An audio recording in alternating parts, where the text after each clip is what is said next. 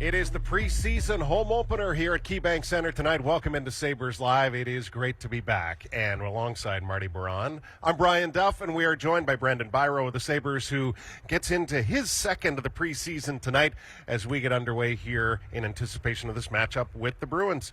Congrats on the shootout winner the other night in Washington. Where did you pull that one out from, given that your record doesn't show an awful lot of shootout attempts in your pro career? I don't know, honestly. I was pretty surprised I got picked to go. Like I said, I think I've maybe taken one shootout attempt in maybe the last 5 or 6 seasons, so to hear my name called was definitely interesting, and I don't know, hit the panic button a little bit, and it just worked out. What was nicer, the goal or the little stick flip you did after? Like you did a little twirl in your stick blade after you put the winner in.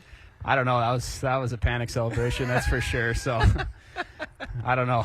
I don't know if any of it was too nice, but, it worked somehow. Do you feel like you're auditioning maybe for a chance to go? Because you're 1 for 1 now in the preseason. I'm saying, like, you're only as good as your last attempt, right? And your last attempt was a successful one. Are you looking back to the coaches and maybe walking by Seth Appert and saying, hey, I can be your guy? I mean, I hope so. Like he said he was the one who was pushing for me to go, but oh, good. I don't know where that's been the last 3 years when he hasn't looked my way at all. I've been looking back at him. He just doesn't look back at me, so I've been trying. So wow. I don't know what Typical goalie, Duffer. Yeah. Don't look. I know I'm getting a look from somebody, but I'm not looking. That's Seth right there. That's amazing. You're so low key about this though, and yet your numbers just scream otherwise. I mean, last year you were on such an incredible run to, unfortunately before the season came to an end with injury, but you had 20 points in your last 12 games, and the overall numbers in your time in Rochester have been terrific. How do you feel right now with this opportunity that is, an incredible stretch of preseason games in this 7-day window that we're in right now? Yeah, it's definitely exciting. It's nice to play this many games in a row. You really get back into the swing of things pretty quickly, and I think the best part about the preseason is the games. No one wants to practice 7-8 times without playing. So the fact that the games are here and you're done with the summer training, it's nice to finally see your work kind of go to good use. And obviously I was hurt during playoffs last year, so it's been a long off season for myself, just with rehab and skating and just trying to get healthy again. So just to be back out playing, and it's just been a lot of fun so far. Was there a little hesitation the first scrimmage or the first battle drills, or do you feel like, I don't know, some people, they're conditioned differently. They feel like they're invincible, and some other people get a little bit more tentative. What was your first, test, and how did you, address it and said, I'm good to go? I think just kind of given where I was at in the rehab process, I didn't really think about it too much. Mm-hmm.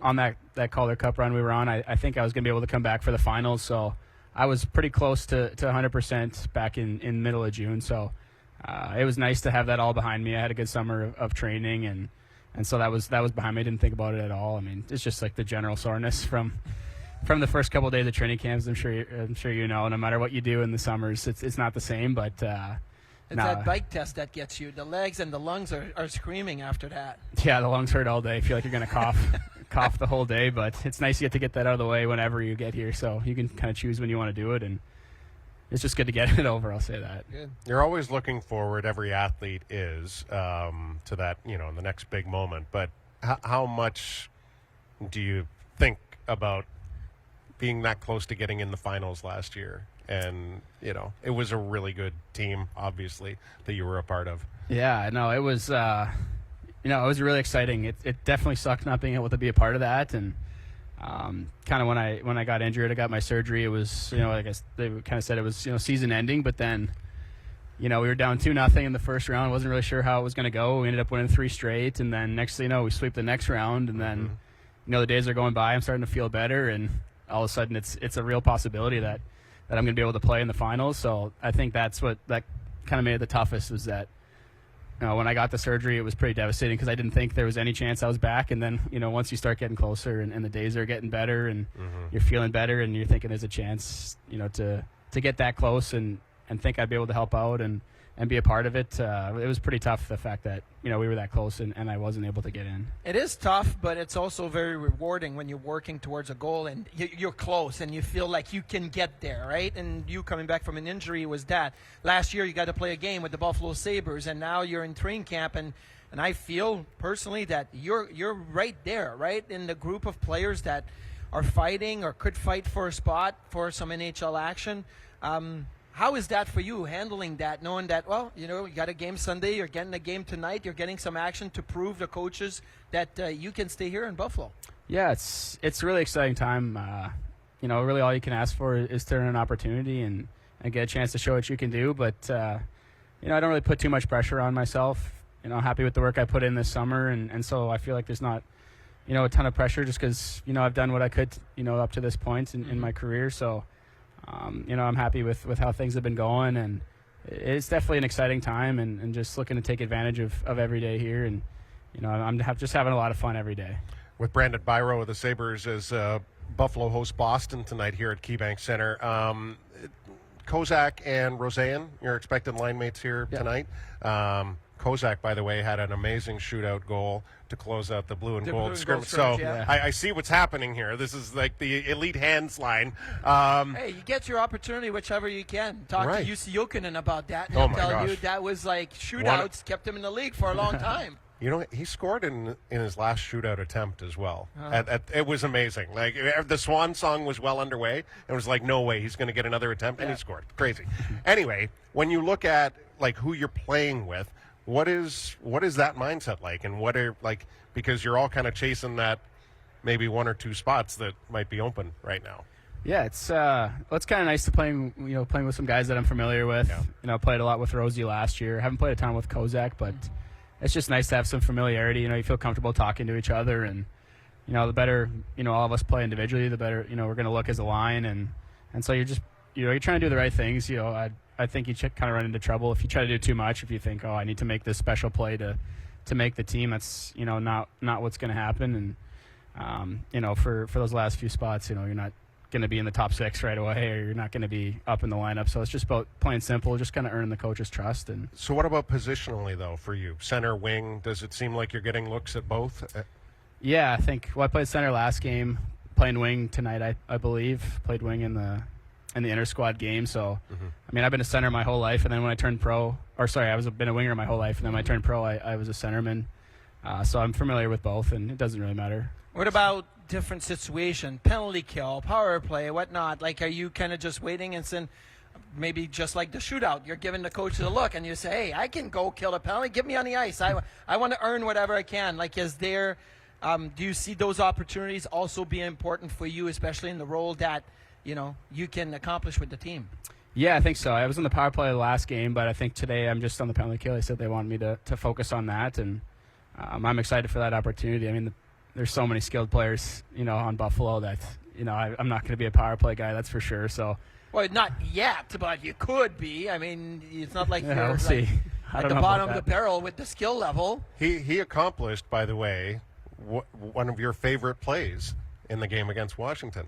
I can't believe you haven't brought it up. Which is? Stepping out of the box and setting up a goal. Setting up a goal, that's right. Like, you were on the ice for, a second when you fed Peterka? That was amazing. Yeah, I got out of the box, and the puck just rimmed right to me, and I don't think the defenseman knew that I was right there, so I just kind of left it a stick. Okay, well, here's the question, because I never got to be in the penalty box. Fortunately, we don't get to serve our Despite nearly 100 penalty minutes in his career. I never went to the penalty box, but how much time on the clock is left before you start paying attention to where the puck is?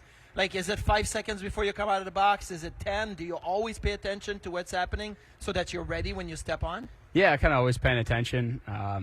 Always looking at the bench to see if coach wants you to go into the D zone or go into, and go for a change depending on what he wants. You're just praying on it so that they just don't score. So, yeah. So when you get down to one more question about that. Are you a blade up type of guy on the bench or a blade down type of guy on the bench when you're sitting there? Blade up. Blade up? Always blade up. You don't mind your knob getting all wet and all spit on and all of that stuff? Like, No. That's the thing. Guys don't like when the top of their knob of their stick gets all wet and steamy. I don't like when the blade's wet. I try to dry that off when I can. So you're a blade up. I remember the coach in Pee Wee used to yell at our guys when they didn't have their blades down because they said they weren't ready to get on the ice. But you have your blade up, grab your stick, boom, you're ready to go. Yeah, I've heard that too. But for me, I don't know. I've tried knob up before, and I don't know. It feels like awkward jumping the bench. I feel like my hands are in the right spot, so I always just go blade up. All right. I never had to deal with that stuff. For me, it was towel on or towel in, like in the jersey or outside the jersey. That's what I worried about. How was summer for you, other than just getting back in shape? What was the highlight? The highlights? I mean, I drove home from Buffalo right after the season, and then about a week later, I had to fly back here. My buddy had a wedding here, so just Home's Alberta, right? Just near Edmonton. Just near Edmonton, yeah. So I mean, the wedding was probably the highlight. It was pretty low key summer. Just hung out with family and friends back home. Went on a couple of mini vacations with some buddies. And how many hours is the drive?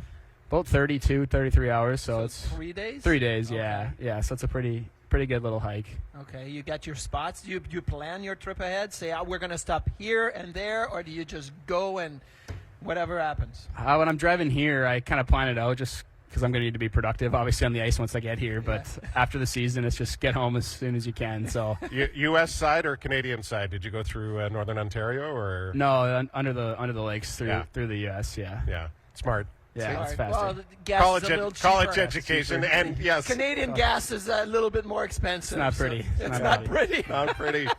Oh.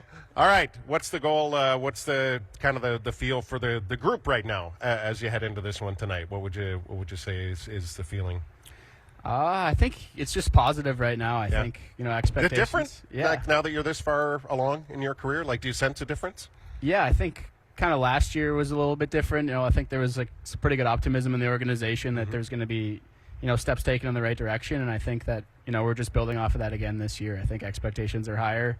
We've set high expectations for ourselves as a group, so everyone's excited. Everyone's been competitive in practice, but it's been like a loose feeling. It's been really fun to be a part of this so far. Do the guys call you Beersy in the locker room? And are we allowed to now call you? And why Beersy? Where does that come from? Is it because they mispronounce his name often? Yeah, well, that's what it Biro? was. People said Biro when I first got here, and so then it just Beersy became the nickname. But it's it just happened when you were here. Yeah, no it's one's not ever a long said that. time No, okay. just here. So I thought maybe you had a wild night out, and they're like, "There's Beersy coming in." No, I wish there was a cooler story behind it. But Brandon, that's not the case. Thank you so much for joining us. Good luck tonight and the rest of the camp. No, thank you.